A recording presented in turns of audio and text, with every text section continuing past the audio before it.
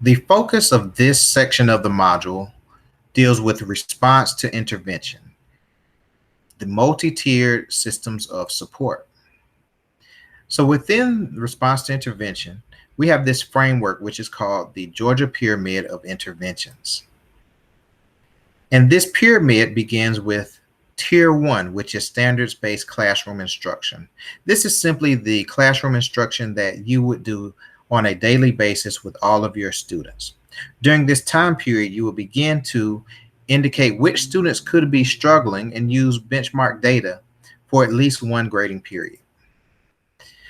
Then, if individuals are not making progress, you identify those struggling students, and they would move to Tier 2.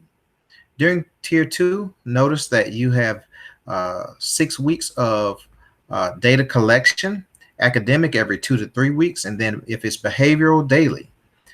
Within this, now you're looking at monitoring progress on a more frequent basis. As we get to Tier 3, we begin to involve the student support team. And so you see Tier 3 has SST.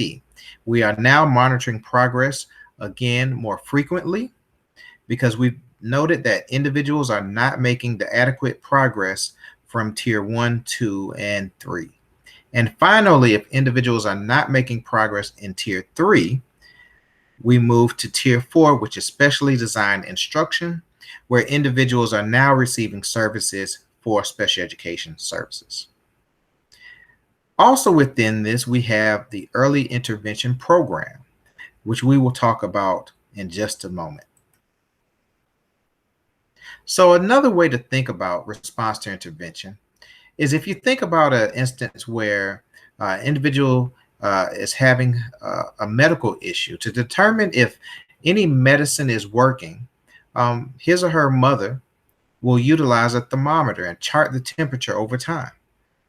This is important because it will help determine if that temperature is decreasing and at what rate.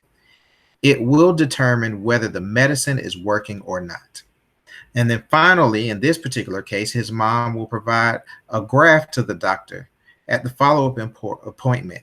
And without that information, that appointment will be canceled. So you can think of the idea of this particular scenario that if we don't have data collection and progress monitoring, we could not determine how to move a student from one tier to another. So it's very important that you have up-to-date information relative to the progress of that student and the interventions that have been implemented for that student. In this particular scenario, the interventions that have been implemented for that student simply includes any medicine given, and the progress monitoring is checking the student's temperature using a thermometer.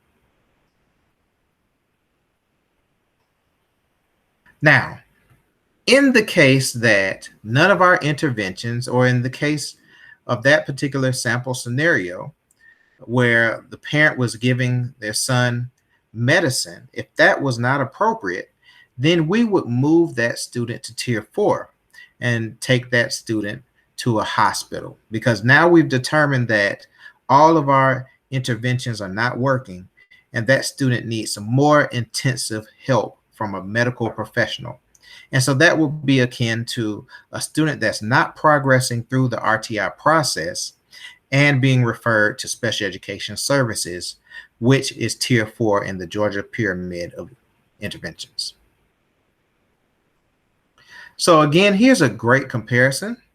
You have your home remedies, and that is what occurs within your school as well as within the class as a whole. You have Tier 2, where you're given the over-counter medicine, and that's proven to be structured and targeted support. Tier 3, where you have prescriptive medicine. Those are evidence-based interventions, and that's where we involve the student support team, that SST team. And then Tier 4, where we have some invasive procedures. In this particular case, in our school building, that's when an individual would qualify for special education programs or services.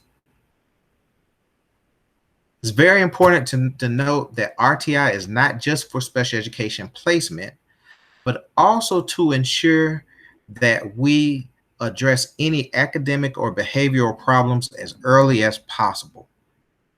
Also, RTI is not just the student support team, but the student support team and that process is a component of RTI. And as I stated before, progress monitoring is very important. You must have data to substantiate whether you will move up and down the tiers. So let's talk about the early intervention program.